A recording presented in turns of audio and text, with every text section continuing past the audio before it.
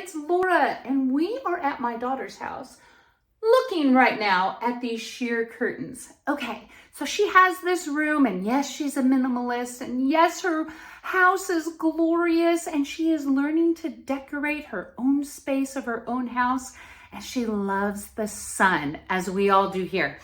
But she has this window. It has a neighbor right there that's a little intrusive if you don't want them looking in. So she found the perfect thing. So it's sheer curtains. It allows the light to come in, came in different sizes. So she wanted hers to go all the way to the floor. So that worked out perfectly. She was able to get these sheer curtains up on her new curtain rod, I might add, which is this gold rod up here. But it gives her just enough light, as well as not letting the neighbors see directly in because it's a little bit muffled due to the sheer curtains. This one is a win-win in my book. Mama approves. It has the pocket on top that you're able to slide the rod through, and it stays nice and airy and clean.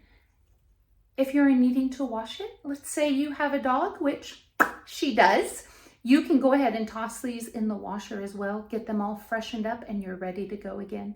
So if you're in need of some great curtains, definitely not blackout, but sheer enough that they do the job, these would be ones I would choose.